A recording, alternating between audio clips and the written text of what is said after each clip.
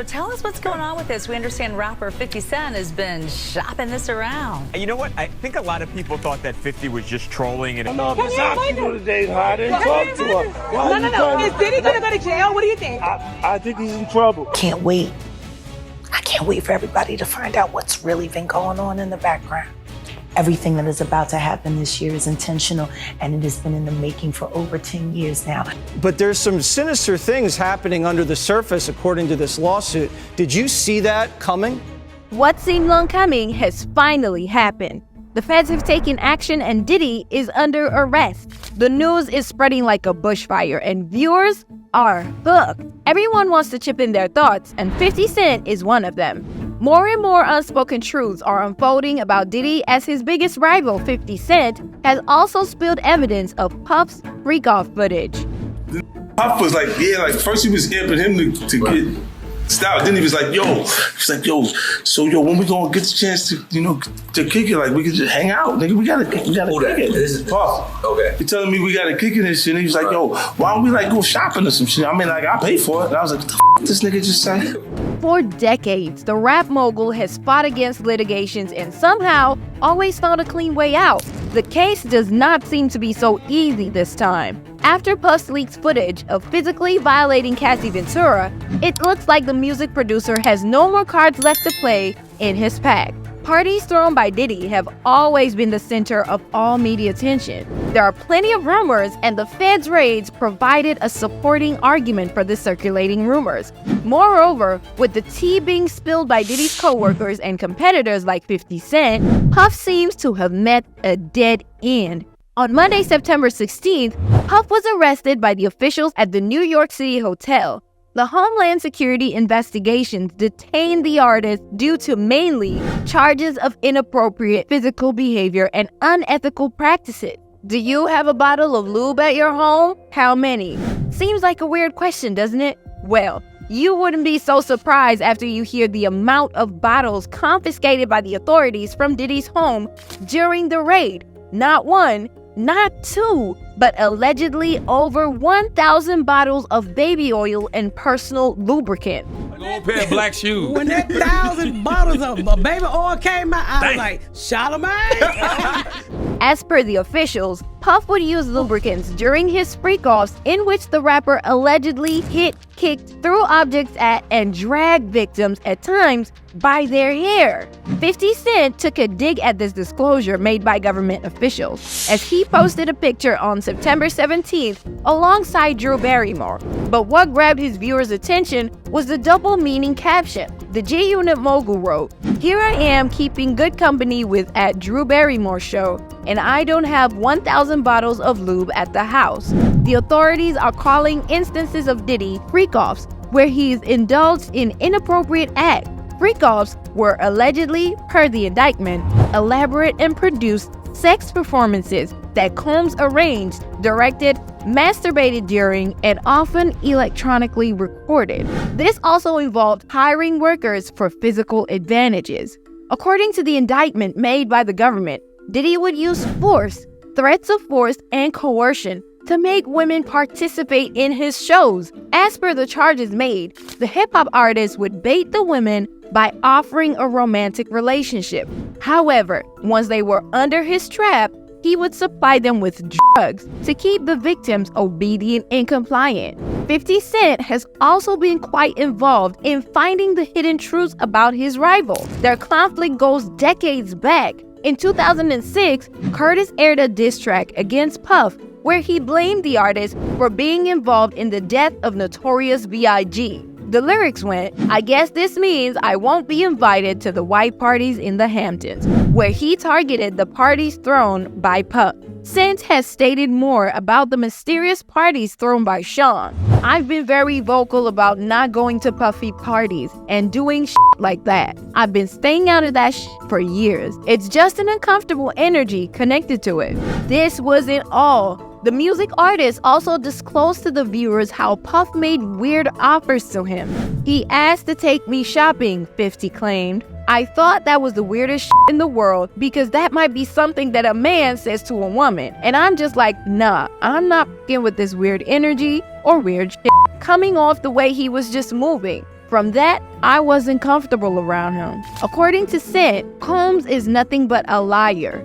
While referring to the Cassie Ventura case, he talked about how Puff initially denied any claims made by the woman. However, once the footage got leaked supporting Ventura's allegations, the rapper apologized for his actions and accepted them. First, he denied that it even happened, and then the tape comes out, so that means everything that N-word says is a lie. I take full responsibility for my actions in that video. I'm disgusted. I was disgusted then when I did it. I'm disgusted now. 50 Cent also talked about how Puff uses force against people to have his wishes fulfilled. He also shed light on how Puff's influence and contacts always saved his unjustified actions. Cent commented on Ventura and Puff's leaked violent footage, saying, "When someone watches that, if they have a daughter, they can imagine her being under those circumstances. That shit is crazy. Like, they let him get away with it. With all the influence and power you have, the person you're with is supposed to want to be a part of your life, not be forced." The arrested artist's unfair use of influence is also confirmed by the recent indictment against him, which states that Puff threatened victims' careers and livelihoods if they do not agree to participate in the freak-offs. The In the Club artist clarified how the pair could never become friends. "It was mostly work. I wouldn't call it a friendship because there wouldn't be disappointment between us if we didn't speak to each other," he said. I want you to party with me for your birthday, man. We party for my birthday. He says things, he doesn't even know what he's saying is like fruity. No, but me and you, we ain't party. Like, we need to party. Curtis also raised his concern about Diddy taking unfair advantage of people. "I didn't ever party or hang out with him. Puff is a business person. When people call him a producer, I see people that were taken advantage of, who produced things that he took from them. He got the credit, he's not a producer. He's been able to take advantage of the business and creatives in it. I don't have any interest in doing that. I actually fall under the creative, so I just didn't take to hanging out with that." 50 Cent and Puff seem to have a strong beef between them. Cent even went to the extent of producing a documentary against his competitor.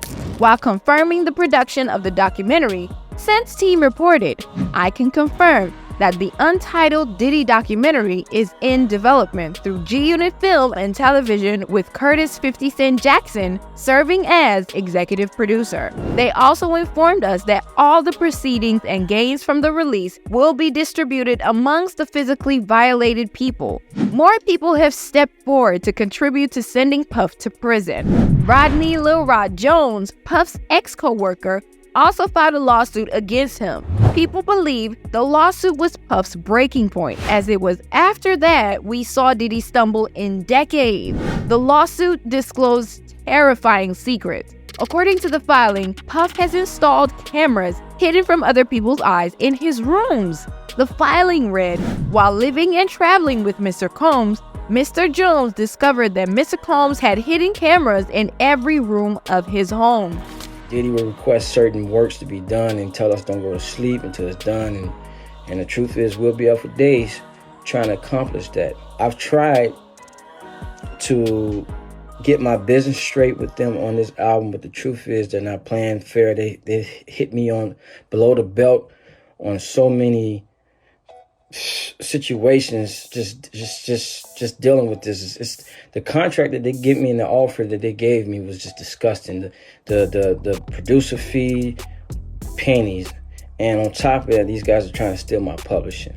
The filing explained how the recordings were made without consent and of big celebrities. Combs his recordings of several celebrities, artists, music label executives, and athletes engaging in illegal activity. These individuals were recorded without their knowledge and consent. It also added, Mr. Combs possesses compromising footage of every person who has attended his freak-off parties and his house parties. Considering the allegations made by the government and Puff's co-workers, and the evidence we have seen against him, his character does seem to be shady. But it's not all about some weird parties. It's not only about Puff losing his cool on his partner.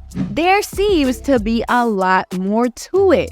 Not only cameras, but drugs were also involved in Puff's freak-off parties. Rodney claims in his lawsuit that Diddy hosted these sex trafficking parties and used illegal drugs. The drug claim was made more strong when Diddy's alleged mule was arrested at Miami airport, while the authorities were performing a search at Puff's residences. Lil Rod confirmed Puff's influence due to connections with big names. According to the report, the mogul's affiliation with influential celebrities gave him legitimacy and drew more people to his freak-off shows. Also, while talking about Puff's links, Rodney explained in an interview, "He's very connected. It made me nervous traveling. Going to hotels, I ask if there's any way to remove my name. The last time I landed in LA, I knew he had connections there. I got off the plane worried. I masked my face and changed my outfits. He's a monster," Jones told Rolling Stone in an interview. "He'll do whatever is necessary to get exactly what he wants. He doesn't take no for an answer. He told me himself, I'll smack my mama." Anybody who can say that even jokingly is a monster. The viewers believe 50 Cent was right in warning us against Puff. Let's dive more into it. Puff allegedly had weapons in his home. According to the indictment, Puff's staff carried ammunition, and when the raids were made, they found 3 AR-15s with defaced serial numbers, along with other guns, ammunition, and a drum magazine. Puff is also alleged for blackmailing.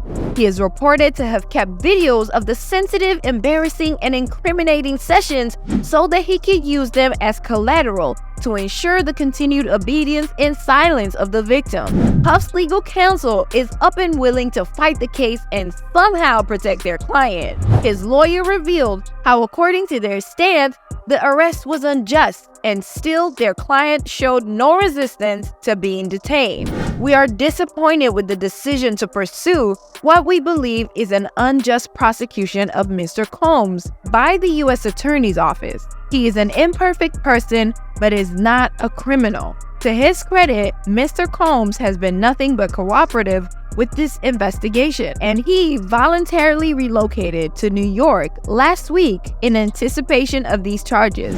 What's coming next for the alleged culprit? Well, things are still in the clouds. However, the flow does not seem going Puff's way.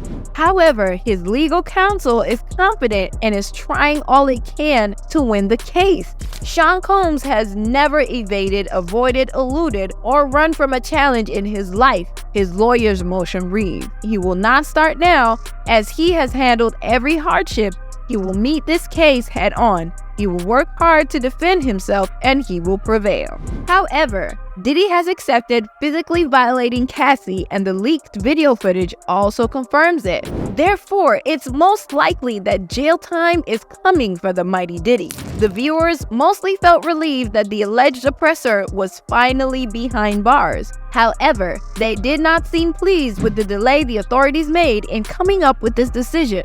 A netizen humorously commented, "Only took him 28 damn years." Another user commented about how social media is the reason for the big change, when in earlier times, it was fairly easy to cover things up. Social media has hugely discontinued that practice, as every person has a voice and an ability to raise it now. The comment stated, "I genuinely don't think anyone in the 90s and the 2000s could have predicted what the world with social media would look like." The viewers strongly believe it's a no-way-out situation for the rap mogul. Considering the delay the authorities made before taking the action, they have had enough to lock him behind bars forever. They waited and waited. That means they have enough to convict him now. After decades of accusations, countless lawsuits, and dozens of accused victims, will this case be the last for Puff, or are there more surprises yet to come? Whatever the case, justice should prevail and everyone should get what they deserve. This was all for today. Make sure you inform us in the comment section about your views on Puff's situation. Would he be able to save himself yet again? Or is this the end? I'm sure you're biting your nails right now. And if y'all want the flow to keep coming your way, don't forget to stick around for our next video. Thanks for watching.